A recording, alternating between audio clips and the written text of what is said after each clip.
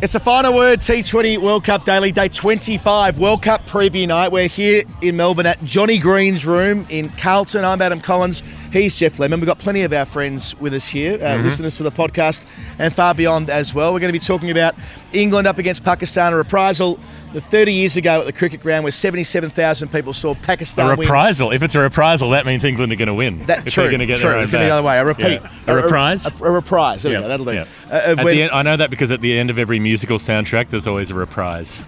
Okay, good start. They do a bit of the song again. Jeff went to a posh school for a while. You can see from that. So we're here with friends who've listened to the podcast through the course of the tournament, and we've got wristbands on for those who came along. They're enjoying a beer or two and some pizzas and all the rest. Why we've got nice cameras shooting us beautifully back to the city is because we're here thanks to Visit Victoria. VisitVictoria.com.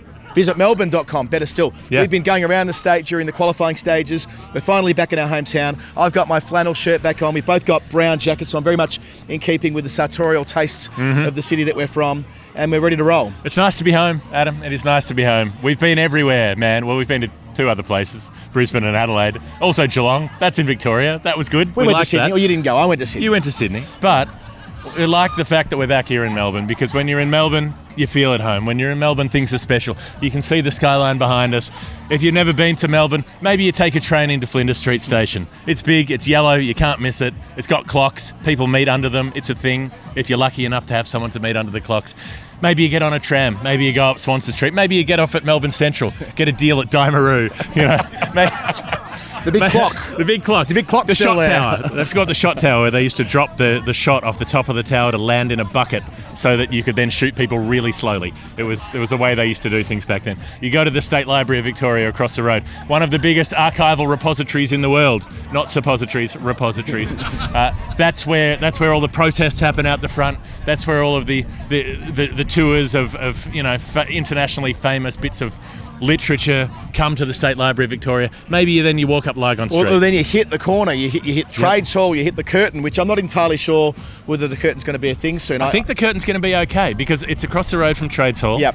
For as long as modern Melbourne has been a thing, that's been the trade union heartbeat of the city. And the John Curtin Hotel across the road, named for Australia's wartime Prime Minister, I think is not going to be knocked down. Some developers bought it. They wanted to knock it down and build apartments, but I think they've managed to get some heritage protections involved, and it might still be allowed to still be a pub. You go past Trades Hall, you see the bullets in the stairs where Squizzy Taylor was maybe or maybe not shot 100 odd years ago, past the Melbourne jail, strolling up Lygon Street, famous strip in Melbourne. Past the Melbourne jail. By the way, out the front of the State Library, Redmond Barry has got a statue, the guy who hung Ned Kelly. Up yours, Redmond Barry. What a prick. How's he still got a statue? What a piece of shit. Anyway. Why my last name's Collins. I'm sure you know the story. I If do. not for the fact that Ned Kelly was hanged on the gallows, it had a cascading effect to why my last name's Collins. There you go. There we go. There you go. Yep. I'll explain Joseph it to you Murphy, another day. such Joseph as life, Murphy, such as life. You keep going up Lygon Street, you reach the Italian Quarter. That's where post-World War II, all the Italian migrants came over. They populated that area around Lygon Street. They taught Australians how to make coffee, how to make pizza, how to stay up late, all of the things that Australians didn't know how to do. And now we do. Now we've got it. And then you come to King and Godfrey, the old famous delicatessen, and upstairs above it on this rooftop, Johnny's Green Room, the bar that they put on top. They needed a rooftop bar on Lygon Street. Haven't had one for how many years? How did we not have one? Now we've got one. It's where we are. It's Johnny's Green Room. We're very happy to be here. I'm pretty sure the Carlton crew are downstairs just doing their thing, preparing for what's up next. But upstairs here on the rooftop, looking back towards the CBD, as we say in Australia, which people overseas I've detected. Do they not say that? I've detected from my partner Rach that whenever I say the CBD, it's like the cool change. You only say the cool change when you're in Australia, or specifically Melbourne. Yeah, sure. But yeah, watch it on YouTube where we are right now, and you get a sense of how lovely it is here. Especially when Melbourne.com. If you travel in Canada or the US and CBD is just marijuana oil, it's very confusing. You're like, I'd like to find my way to the CBD, and they're like, sure, we can help you with that. Like the Victorian Department of Treasury and Finance, DTF, means something very different post to swiping. In caretaker mode right now, I'm sure they're still DTF. Down to They've finance. got fuck all to do. Right, where are we? We're going to talk about the World Cup final. Yep, we've got friends here to do it. We've got Daniel Norcross from Test Match Special, likewise Henry Moran. We've got Ben Jones from The Viz. He's over there. He'll tell us why India got smashed last night at Adelaide Oval. We're going to talk about the best moments of the World Cup that's been over the last 3.5 weeks, the worst moments as well. I think we missed something last night. 2 bits we missed. Okay. A correction. The World Cup final, if it goes to a reserve day, they do have that extra latitude. And I see Norcross literally crawling beneath us here. Such is his desperation for yet another drink. That's all right. He knows where the cameras are and he knows how to stay out of the way. Let the man do what he needs to do. Where am I? Last night we said that if the game gets washed out on Sunday, and now we should state for the record, it's lovely at the moment. I say lovely, overcast at the moment. They're going to play cricket tomorrow. Sunday, bit more of an issue. Ignore the forecast until Saturday night. But if they don't get on Sunday, they can return on Monday, but they won't be cut off at 6 p.m. like we thought they might be. They can play until 10 p.m. So logistically, there is more of a chance than there was when we spoke to you last. So you're saying there's a chance? I am. All right. England, Pakistan, 2 households both alike in dignity and fair Verona, where we lay our scene. If you were weighing up these sort of teams before the tournament, I think I'd look at them the same way, which is a couple of teams where it's all on the opening bats and then the middle order sucks. But it hasn't really been that way for Pakistan because Rizwan and Babar Azam came into this tournament being the big guns, the ones who had to do it. They haven't done it most of the time. And the middle order has enough of the time. Shan Masood's been that sensible, calm head controlling the tempo. Mohammad Haris has come in and gone hog wild when he needs to. Iftikhar Ahmed has played a couple of brilliant innings, really under pressure at different times. Really nice, I think, an over-50s player playing the World Cup for Pakistan. It's a really nice sign. Iftikhar Ahmed, the oldest 32-year-old I've ever seen play international cricket. Since Zulfikar Babar. Since Zulfikar, exactly. Who had a similar sort of, weathered look, shall we say. He'd been outside for a lot of his 32 years. But they've got something in the middle, and England's middle order hasn't really... they've been tested a few times, but they haven't been, they haven't delivered, and then they weren't tested in the semi-final when the openers did literally everything. So no England middle order players made more than 60 runs cumulatively across the tournament. They didn't need to last night. We spoke about the calculated decision made by Butler and Hales to do the bulk of the work themselves and chance their hand and it plays off. Improbable against the four-pronged seam attack of Pakistan in the power play. They'll get through that unscathed. If they do, they're laughing. I'll be interested in a toss. Pakistan, if they win it. I like the comments last night from Josh Butler when speaking to television about they thought very clearly about what they were going to do. Mm-hmm. They bowled Adil Rashid early on, so not to come up in the matchup, as they talk about in T20s, against the left-handed Rishabh Pant. And they wanted to bowl first because they make that... Yeah, they wanted to bowl first in order to deny India the chance to bat second. So they kind of thought that is inherent in that decision. When you do bowl first, the other team cannot. But it wasn't about them bowling first. It was about denying India the chance to chase, because they know that India batting first had issues through the tournament with the way they went in the power play, and so it was yesterday when it backfired so spectacularly. But it's been a power play tournament. Those teams that have won the 2 power plays have invariably gone on to win the games. It's been less about sort of the back half and the final 5. Maybe it was in that wonderful game behind us here at the G on opening weekend with Pakistan-India, but more often than not, games have been won in the first 6 overs. And Pakistan and their opening partnership, 2 blokes have been the number 1 ranked batters in the world consistently over the last 3 or 4 years in Barber and Rizwan. They are just finding their stride at the right time. Not necessarily high strike rates, but finally finding a little bit of touch, enough touch that if they can get through the first 6, then they've got Harris to come. And he's a bloke in form. He's come from the clouds. And what a story he is. It's like Marlon Pickett in the 2019 grand final or whatever it was. Not quite, but you know what I'm saying. Where he took the ground at the MCG in his debut. It's not his debut. He's played 3 games. But you know what you know where I'm coming from. That he's debuted in this tournament. A guy without the baggage isn't saddled with the baggage of expectation. And he was brought in when the arse was fairly busted in the Pakistan batting lineup. I want to know about the stomach strain of Fakhr Zaman that took him out. The stomach strain. The stomach muscle strain. Okay. Was it Prince related? Was it? I mean, I have to get some ribs removed. A long tour. Who knows what you're going to get up to in the privacy of your own hotel room? That's up to you. As long as somebody's not in there filming for their TikTok at the time. No, or their Snapchat. G'day, Alex Hales. Yeah, could be awkward.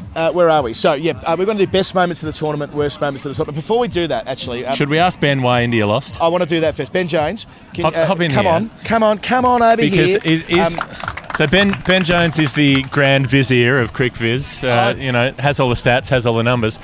Are we roughly correct? Are we being too simplistic in saying that India doesn't know what a power play is and they're not sure how to use it? Or is there more to it than that? No, not really. I think that is kind of just the gist. I mean, I showed you a chart last night in the pub that was like the power play scoring rates across the tournament, and the only team to score slower than India are the UAE, and I don't think that's really company you want to be keeping on a number of levels. It feels a little bit frustrating that India have all this talent and all this ability and are refusing to play a shot, as Jeff so eloquently spoke about on the pod last night.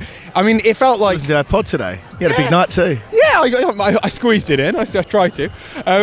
I think what's frustrating and what we saw so perfectly in that single game was that this is a high-scoring ground. That was an absolute belter last night. It was a good deck for batting, and India just refused to try and take a risk early on. And I think that's what you're kind of constantly frustrated with India, is that these are three guys in KL Rahul, Virat Kohli, and Rohit Sharma who are extraordinarily talented in the IPL, and when they need to play shots, they do. They go out and they are super aggressive. But World Cup semi-final, not bilateral cricket, not a meaningless game that no one's watching. I mean, Jeff's watching T20 cricket. It must be important. We're talking about a big occasion. Yeah. And they go into their shell and they refuse to. Well, And it's not against a new ball attack that's supercharged. It's Chris Woakes who's solid, and Ben Stokes who's barely played a game of T20 cricket in the last 4 years. This was remarkable conservatism on like a global stage. The other point we were making last night on the Daily Show was that at bilateral level they find a way to do this. In the power play, I think they struck at 150 this year in the first 6 overs, and it was in the 90s in the World Cup. The extent to which that extra baggage that India carry around with them, that if they fail in a World Cup, there is so much added scrutiny compared to any other side that they are reticent to put themselves in the firing line, and thus they play in a way that's not in keeping with modern T20 cricket in those first 6 overs. There's different ways to win a game of cricket. You're allowed to be conservative and bowl well. But the problem is last night is India didn't bowl well, and guess what? When Jasprit Bumrah's not there, it's harder to bowl as well as any side in the world. Right. So India's plan is fine if they've got all their players available and everyone excels. Against Pakistan, they managed to make it work thanks to an innings of genius from Virat Kohli. But if no one has that genius, even with what we saw from Hardik, you end up under par. You end up 15, 20 under par. I mean, Christ, last night they were probably 40 under par given what England delivered in the second innings. I think what we see is like in the IPL, you're talking about sides who are, if you fail, you've got another chance. If you fail, you've got another chance. There's always another game. There's always more cricket. It's not the case in World Cups, and it's never been the case. And that's why World Cups are great, because you've got jeopardy and risk. And if you fail, you probably won't have a job in a week's time. Rohit Sharma at the press conference after the game saying we didn't bowl well enough, from a guy who went at a strike rate of 95 through the power play and then holed out before the 10th over. Like, are you kidding me? Did that strike jar with strike you the way rate it between the last World Cup in the power play for Rohit, I think, was 150. 95 in this World Cup. You're talking about a guy who has been the guy, like the focal point of the revolution of India are playing expressive cricket now. They're not just tapping it around in the power play. They are going hard. This is Dravid ball. He is the guy. And given the stage, given the opportunity to express that on like the perfect, given the opportunity, he's gone into his shell and it's fallen apart. And I think you're looking in the IPL with guys like Prithvi Shaw, guys like Ishan Kishan, who are younger, more dynamic, who've got more to give. And they've been given opportunities here and there. But ultimately, these are players who have more to deliver. Rohit Sharma's not an untalented batter. He's just not turned up. So we heard Rahul Dravid ball, you described it. Last night he said in the press conference that when probed about Indian players not being able to play domestic competitions beyond the IPL, he said, well, look, it probably would be to their advantage to learn how to play. Alex Hales has used the Big Bash as a finishing school. I know Josh Buckley used the IPL for that as well, and they were instrumental in England's win last night. But he went on to say that if we allow Indian players to go abroad, there'll be no more Test cricket for India, because that's exactly what they'll do. Well, what did you make of that?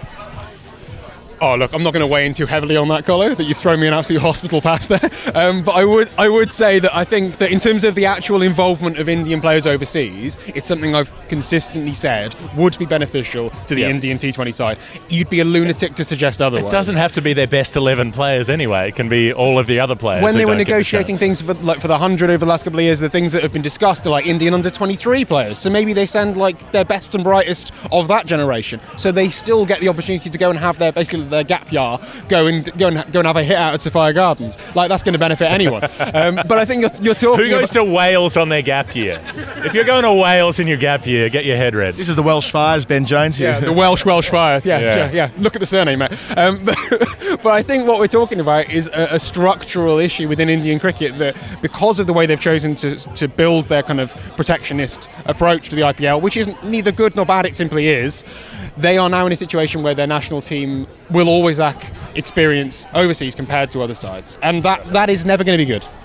Ben Jones, thank you. Crick Viz, Ben Jones. Right. England are in the World Cup final. Nobody expected that, particularly people who are from England. Let's get Daniel Norcross and Henry Moran to hop in here. Come over on this side, Henry. Yeah, you jump over there, Henry. Yeah. Let's share the love. Now, when I spoke to you at the innings break last night, I said odds of England going through. You said bugger all. Yes. And then it was slightly different to that. Yeah, because we have a absolute fear of success. We get very nervous if we have the prospect of victory. In Australia, you turn up and you're like, we're going to win, we're going to beat you all, and it's going to be easy. In England, we panic. We get, as soon as success hoves into view, we have a sort of self-destruct button. You see it across all sport, the number of football semi-finals being 1-0 up in and we chuck it away because the prospect of winning is just so terrifying to us. But it didn't happen yesterday, and it was an amazing performance. And just on what Ben was saying, the model that India have gone for was absolutely shown in microcosm yesterday, because you've got bowlers who had basically one option at the start. If that ball swings, England's openers are in trouble. Butler hits 3-4s in the first over, the ball loses its swing, they've got no answers. But you look at someone like Harris Ralph, who had a brilliant time here in Melbourne when he broke through as a T20 cricketer. He can adapt to conditions. He's got the ability to work with the different surfaces, work against different players. And it's not just your experience of playing in different countries. It is also that experience of picking the thoughts of other players, of other coaches. And you get that to an extent in the IPL, but you've got guys like Alex Hales who spend their entire lives in hotel rooms and bubbles chatting to people, getting an idea, working out how to play their game. India are denying themselves that opportunity apart from that window of the IPL. A country as strong with the resource of India to not have won an ICC trophy for 10 years, it'll be next year, by the time we get to the World Cup, is an astonishing failure. Right. Pakistan, England, Sunday, maybe Monday, who knows? Good to keep things vague. It's like an indifferent second hookup where you're like, yeah, maybe next week sometime. Maybe, we'll see how things go. See how tired I am when I finish work. Sunday, Monday, whatever it is, how's it going to play out? What do we think? I just think that there's no way that England can make it through the first 6 overs as easily as they did last night. Not with against Shaheen Shah Afridi, Naseem Shah to follow. Harris Ralph, Muhammad Wasim Jr. The probability of them reaching, Ben probably knows down to the point of a percentage, the probability is low. Of them getting through the first 6 against those 4 when the ball is probably still moving at the MCG on a surface that'll likely be lively. We've seen that not only in this tournament but the last couple of years. The MCG track is now somehow the best in the country, which is a great thing. So if it's fast and moving early and Pakistan do get the chance to bowl first on it, that will transfer pressure onto England's middle order, and that'll be a whole other thing. Now, we talked a lot about whether Ben Stokes should or shouldn't be in the tournament full stop. Made 42 not out last week against Sri Lanka to get them through in what was tantamount to an elimination game. I find his position in the tournament interesting. You've been anti-Ben Stokes throughout, being picked for England in the T20 team, but if England lose early wickets, he could be instrumental in a World Cup final, purely because they don't come round very often, and the last time around he went all right. He's a better pick in a team that doesn't have David Malan in it. He's a bad pick in a team that does have David Malan. And he might be back, by the way. You can afford one. What a TFC you yesterday can have one for Phil of them. Salt. Didn't bat, didn't bowl, but took the crucial catch to get rid of Surya Kumar Yadav after being he got moved around 10 yards from deep backward point, just in front of point, underneath that ball, hanging in the air from Surya Kumar. He drops that, and it's probably a different result last night, or at least the game changes. But it's a question of selection-wise. Mark Wood for Jordan, presumably. If Wood's fit, he'll play. I can't see them retaining Jordan in that scenario.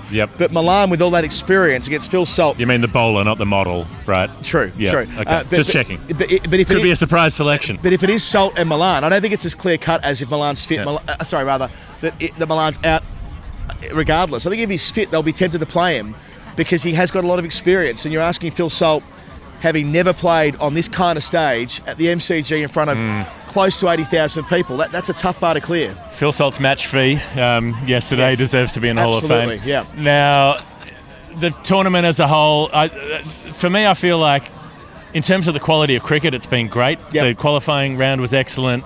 We've had very few one-sided games. We've had a lot of interesting finishes. It's also less than a year since the last T20 World Cup, so I also don't care. Like, it doesn't feel like it's actually mattered as a global tournament, given the proximity to the last one. It just feels like a weird, gratuitous add-on. It just happens to be way better than the previous edition. I could have done without last year, put it that way. Yeah, I understand where you're coming from. I don't share the view because obviously last year's World Cup should have been in 2020, and we were railing against the 4-year gap between World Cups before. We editorialised repeatedly saying they should be every 2 years rather than 4 because the gap ended up being 5 years. Totally forgotten that if I ever said it. We did. So, I think 2-year intervals are good. Andy Zaltzman from the BBC often says that there should be more ICC tournaments because the entire world is engaged in white ball cricket, whereas bilateral cricket, who gives a fuck? And that's a shame, but no one does. So these things work and do capture the attention and the imagination. This tournament absolutely has, but it's great that we've got to wait 2 years for another one as well. Yep.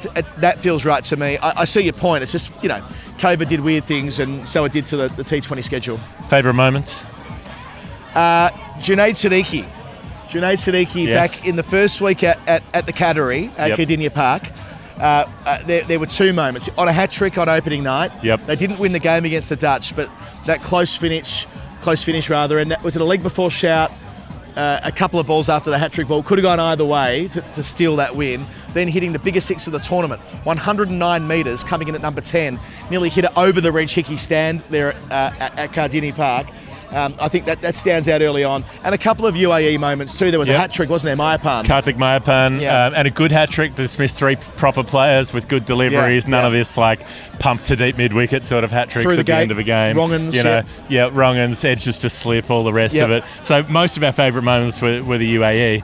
The India-Pakistan finish, I mean, that last over after that match was insane. The India-South Africa game with the two fast bowling cartels going at each other in Perth when it was bouncing and seaming, that was extraordinary. Yeah, I mean, a word for Pac Bean. A lot of the Elon Musk verification conversation over the last 24 to 48 hours. I can see a world where Pac Bean is registered on Twitter as Mr. Bean, and we'd be a better world for it. Who can prove otherwise? Who can prove otherwise? We should get Pac Bean out at some point. We'll get him on a final word to him. And it's not like Mr. Bean can have a Twitter account. He doesn't say anything. True. You can't tweet. And that Zimbabwe-Bangladesh finish where there was a free hit on the last ball after the no ball for the wicket-keeper taking it in front of the stumps. Nurul Hassan ball in front of the stumps. That was, and Zimbabwe generally knocking off. They eliminated the West Indies, didn't they? Yep. I think they did. Maybe then it was they beat Ireland. Pakistan. Someone did. Then they beat Pakistan. That's right, which was a huge performance in the last over. Poor old Mohammad Nawaz. We'll remember him regardless of what happens in the final. But he's done some good stuff after that. He's had influential bowling spells to get them into the final, and then we come he's back. He's not going to go full Colombia 1994 ball in the back of the head. Yeah, what's it? Escobar. Escobar, the goalkeeper. It wasn't back of the head. I think it was 32. He shot 30 odd times. Yeah, they were indiscriminate. They were making sure of it. And we come back to the UAE for Mohammad Wasim, the jobber, bowls the last over, chancer, the middle order bat. I said, why don't you have a bowl for the 20th over to try to defend about 8? Was it? And I'll get David Visa out. Good luck, champ. And so he does. He duly does. Tim Pringle, a couple of Baz DeLeader. Now I'm just saying names like Bruce McAvaney, Kathy Watt, the awesome foursome. He's swimming in the pool. Perkins. He's using his arms. He's going forwards. Clever. Look, it's been fun. It's been real. We've got one more show for the final. And just thanks to everybody for following our stupid adventure around the country. And thanks to Visit Victoria, who've made this possible tonight, who made the first week possible, and our road trip. So next week, this is going to get complicated if the World Cup finishes on Monday, believe me. But we're going off to, ideally, Pombanite. We're going to Port Campbell. Yeah, we're going to Warrnambool, Port Fairy. Then we're driving up to Adelaide. We're going up to Harrow. We're going to be all over the place. It's going to be a really fun week. Lots of shows. We're going to record the weekly show on location, story time on location, some other video bits we're doing with Cam Fink, who's out with us for the next week. He's an absolute star. So, we're going to do all of that on YouTube and on the podcast feed. And, of course, there will be an episode of Story Time coming out tomorrow because we can't stop and we won't stop. And we'll be at the Melbourne Cricket Ground on Sunday and or Monday for the conclusion of the T20 World Cup. Might go on Monday anyway. Even if the game's over on Sunday, might just pop in. If you really like what we do, patreon.com the final word. Thanks for listening. Thanks for watching. Thanks for coming. Thanks to Visit Victoria. Visit Melbourne.com. Come and make your next holiday over Plan here. your Melbourne moment. That's it. You can stay at our place. It's fine. We'll see you there. No.